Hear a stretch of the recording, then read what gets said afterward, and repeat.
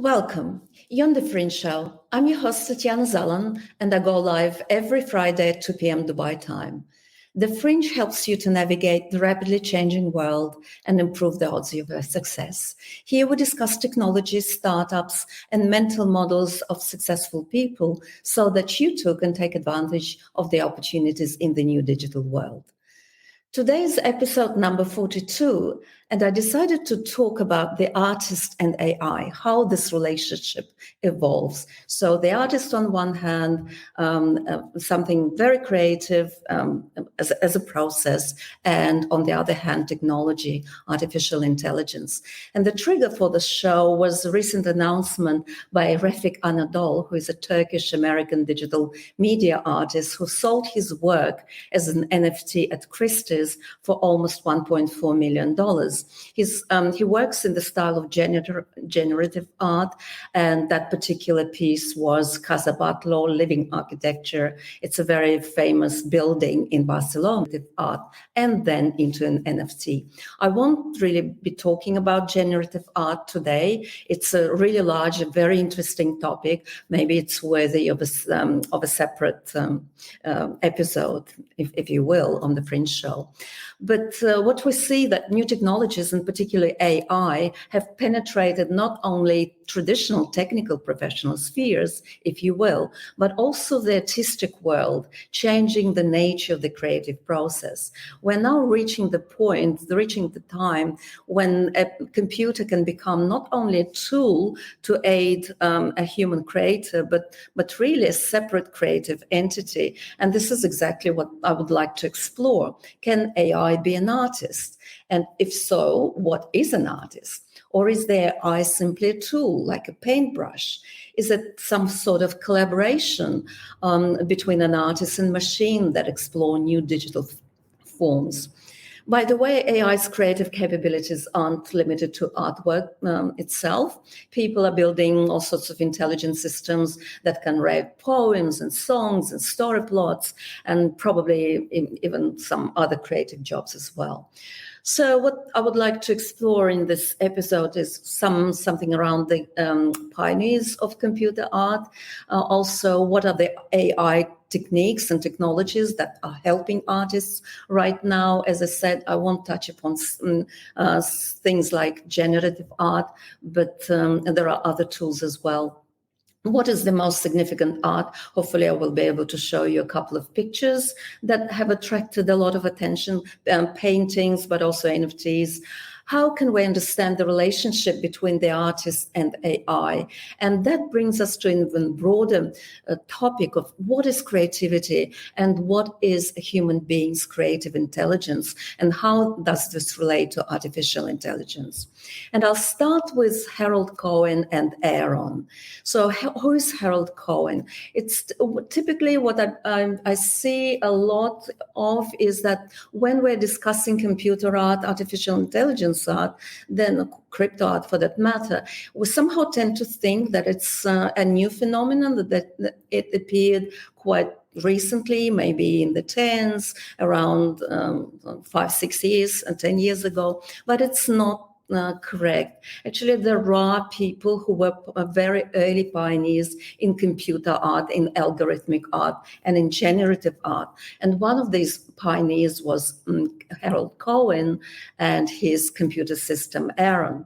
Harold Cohen once famously said, and that was in the late 80s, that it took him 20 years to teach Aaron to draw, and then his second ambition was to possibly teach him to color before he dies. Well, actually, he achieved that before he died.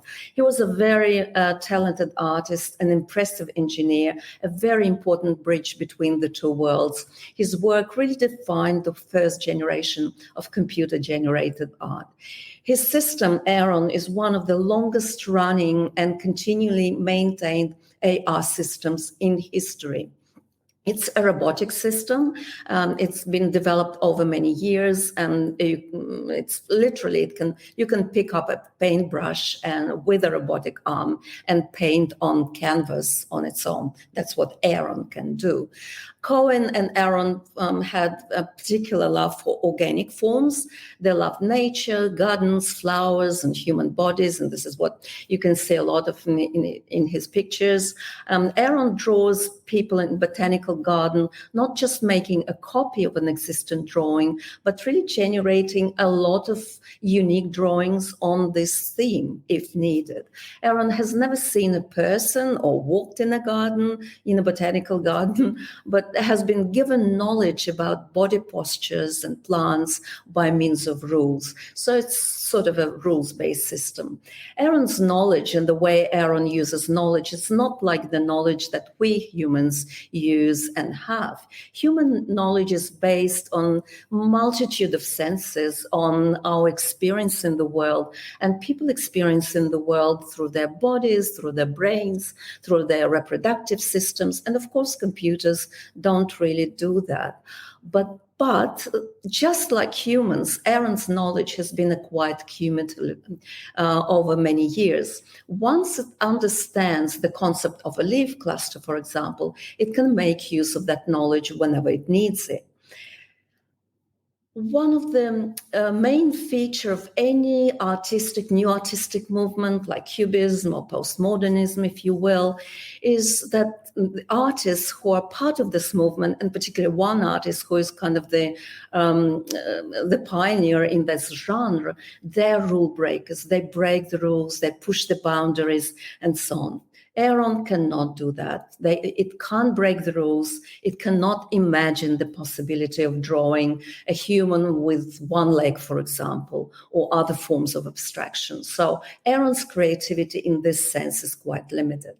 Cohen himself wrote extensively about Aaron and looking at these questions between, related to computer-based artistic systems that's raised both in the computing world but also in the artistic world. Some of them, he also gave a lot of interviews, and some of the questions he was asked repeatedly say, is Aaron creative? Well, Cohen certainly thought that it was not as creative as the creator, that is Cohen himself. Who was the artist, Cohen or Aaron? Cohen, he compared the relationship between himself and Aaron as that of the Renaissance painters and their apprentices. So he didn't have a very high opinion of Aaron in that sense. A third question that he was always asked is Aaron creating artworks, and is it the way that he is doing this? Is this a sign, evidence of computer intelligence?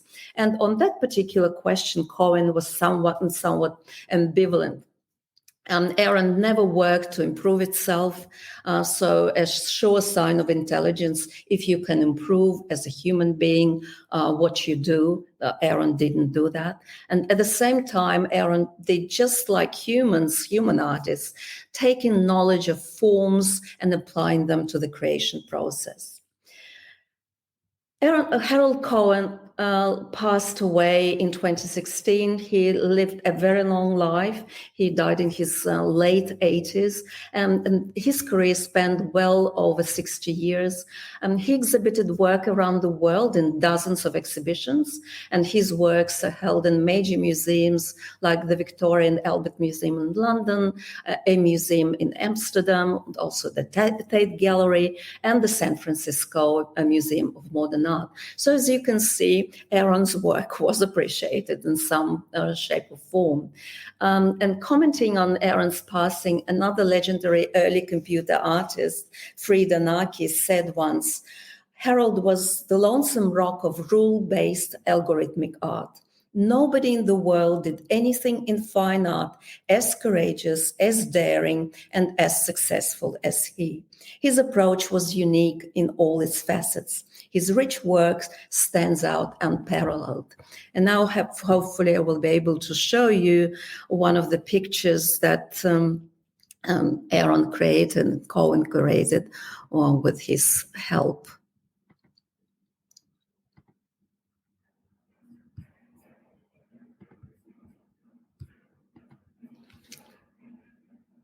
So that's the picture. Let me blow it up for you a little bit. Created now with the Computer Museum in Boston. As you can see, as I said, it's very much organic forms. He loved Aaron and Cohen, loved plants, loved nature, loved botanic gardens, and so on. Now let me get back to where we are.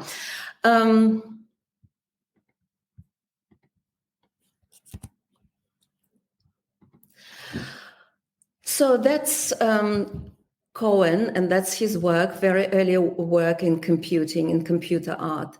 Let's now have a look at a different style, and it's called neural style transfer, sometimes called art style transfer. It's a different technique. It's an optimization technique which is used to take two images, a content image and a style reference image, such as artwork by a famous painter, and blend them together so that the output image looks like the content image, but painted in the style of the style reference image. This neural style transfer consists really in the transformation of an image into a similar one that seems to have been painted by an artist. If we're, say, we love Vincent van Gogh, we absolutely also love German Shepherds, we may like to create a picture of our favorite dog painted in Van Gogh's, say, Starry Nights fashion.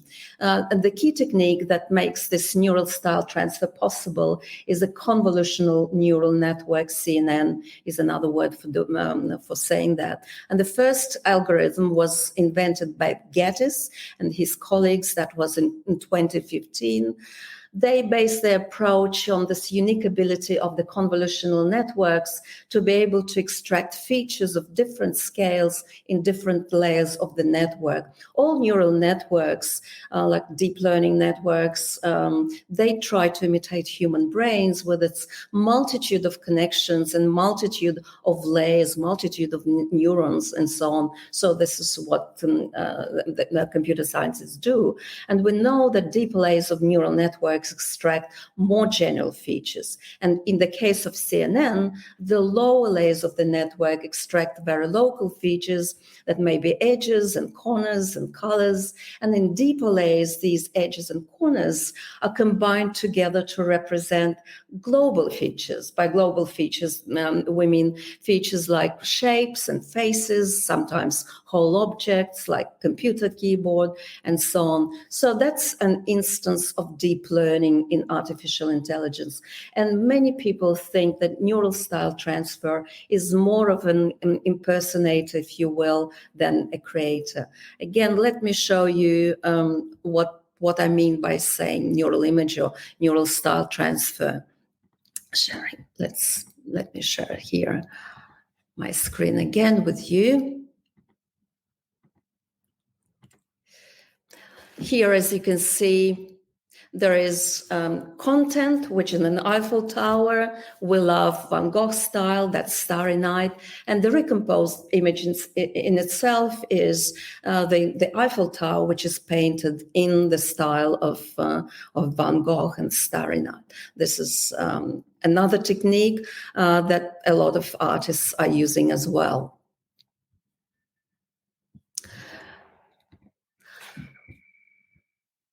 So deep learning AI, that's where we've just been through, is really good at recognizing things, but it's not very good at creating them. So the question that a lot of computer scientists are themselves, and artists as well, can machines come up with images by themselves? Right? And this is exactly the question that Ian Goodfellow asked himself in 2014. Ian Goodfellow is a computer scientist, and he had this very genius idea of pitting two networks against each other. The technique, this technique in particular, sparked huge excitement in the field of machine learning and artificial intelligence, and it turned its creator, Ian Goodfellow, literally into artificial intelligence celebrity almost overnight. And he came with the idea of this, what we call GAN, generative adversarial networks. GANs are like a machine learning framework that consists of two neural networks, the generative network and the discriminative network. And they play essentially a zero-sum game. The magic of GAN lies in the rivalry between these two networks, between these two nets. It mimics the back end and forth between, we almost call them a picture forger and an art detective that repeatedly try to outwit one another. Both networks are trained on the same data set, as you know, in computer science. Most systems are trained on very large data sets, and this is no exception here as well. The first neural network, the generator, is charged with producing artificial outputs, such as photos that can be handwriting, and they should be as realistic as possible. And the second discriminator compares these with genuine images from the original data sets and tries to determine which are real and which are fake. On the basis of those results, the generator adjusts its parameters for creating new images. And so it goes over and over again until the discriminator can no longer tell what is genuine and what is not.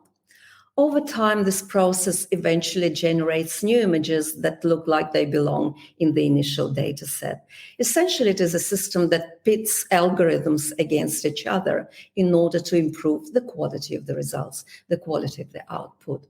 One algorithm generates data and the other one competes with it, discriminating between the real and false data. And so the process goes on, and this is why the system itself is described as adversarial. I'll show you one of the most famous pictures that's been produced using this technique, generative adversarial network, or GAN. And it is famous for a number of reasons.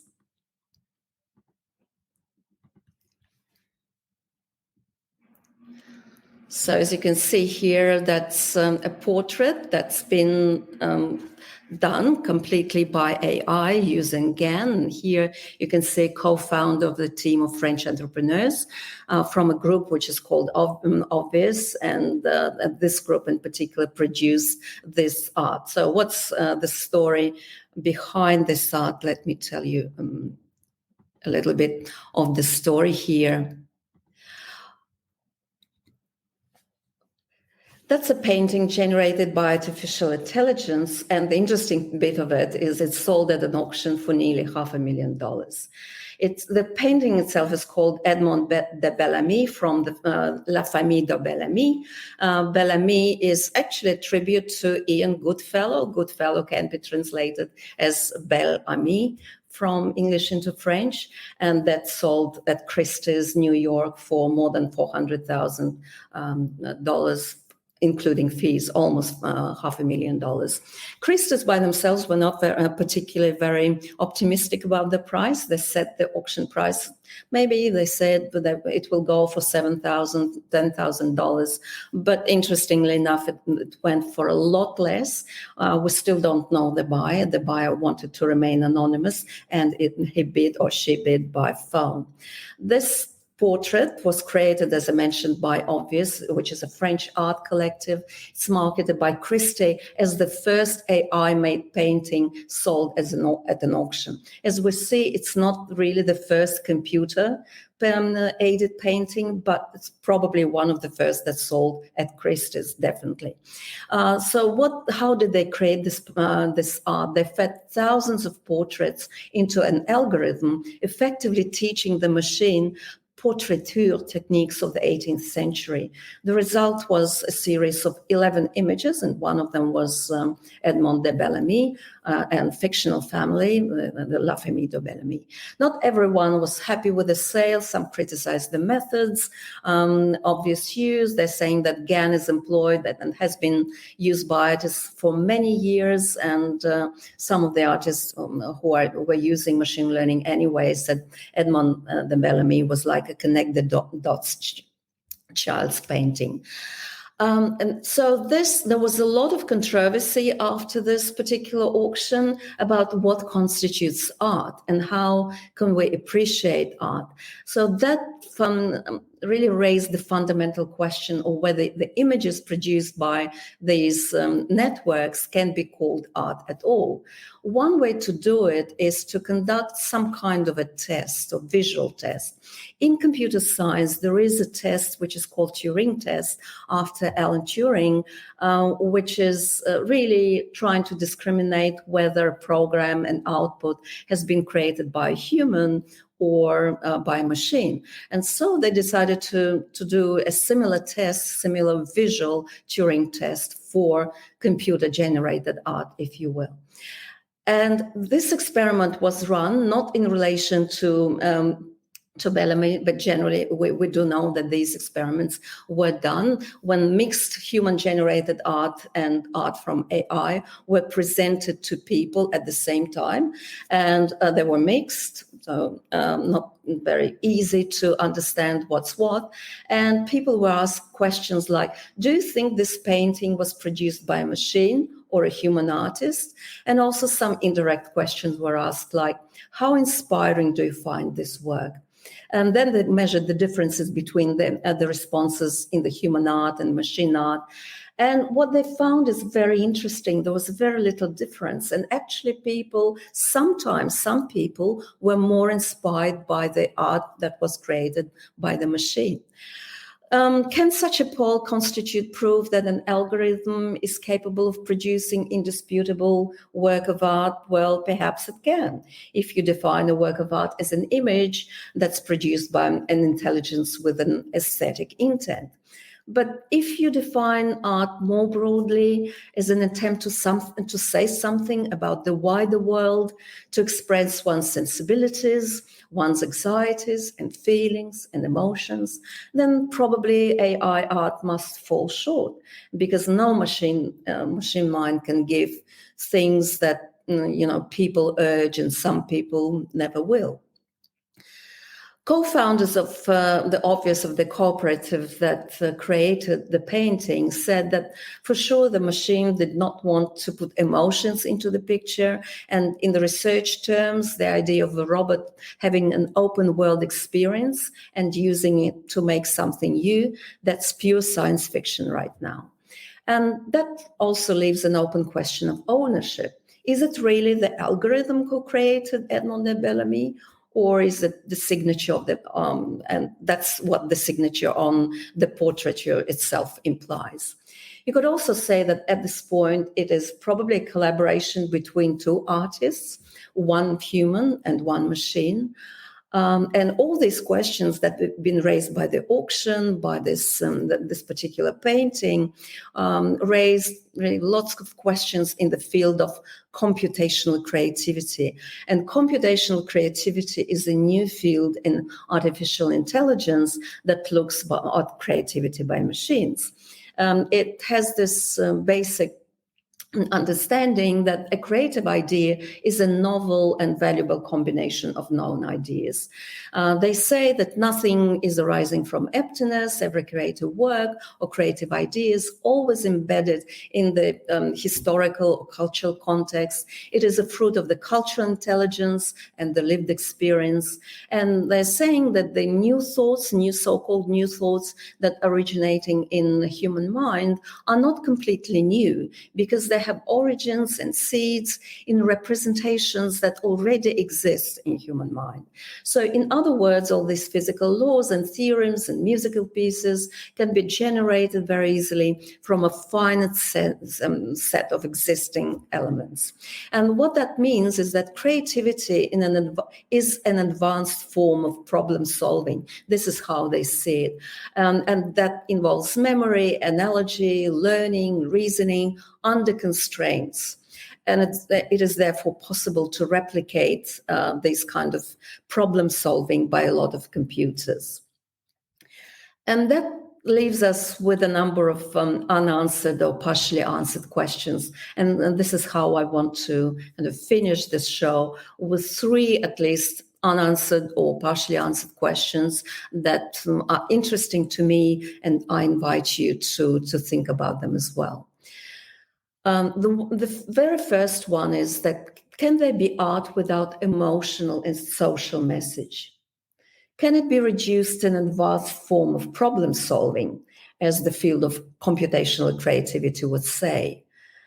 And yeah, well, can we think about it as an image produced by an intelligence with some form of an aesthetic intent? So that's one of the first questions. How about the emotional social message? The other one is the question that it raises is, what is intelligence? And perhaps one of the best answers to this question is coming from David Deutsch. David Deutsch is a quantum physicist and philosopher of science as well. And in particular, his book, The Beginning of Infinity, is a really great exploration into human creativity, human intelligence, and how humans come up with explanations around the world. And what he's saying is that intelligence in the general purpose sense that Turing meant is one of constellation of attributes in the human mind that have been puzzling philosophers for millennia. And they include consciousness, they include free will and meaning. So philosophers have been mulling over these questions for many, many years, and they haven't found any answers yet.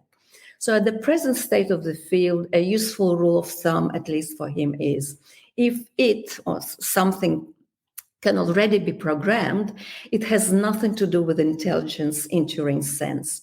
If you can't program it, on the other hand, you clearly haven't understood it.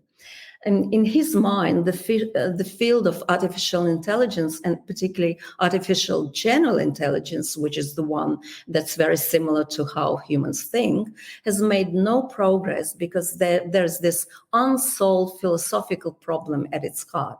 We do not understand right now how creativity works. If this problem is solved, then probably we will be able to program it, to code it. And mind you, code is just another language. And the third question that it raises is, well, what constitutes value in AI-generated art in the absence of the artist as an author?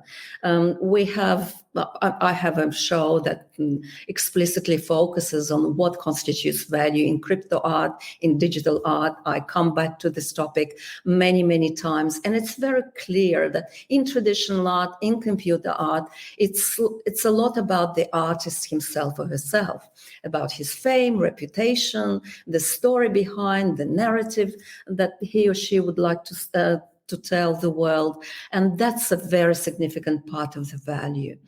Then there is artist following or community. And can there be community around some sort of an inanimate object or an inanimate entity, if you will, the code, the program, the artificial intelligence? So I think these are three very interesting questions that we can certainly explore more and more. And there are not very good, satisfactory answers to these questions as yet. But I would like really to hear from you what you think about that. What constitutes value? What makes a piece of AI-generated art valuable, apart from novelty? I understand novelty may be one. What is intelligence? Do we understand creativity? And what art can be without this emotional and social message? Well, thank you for listening today. Thank you for joining. I hope you've learned something. I hope you will think about these questions in a lot more depth. And I'll see you next Friday at 2 p.m. Dubai time. And now it's time for some music, as always.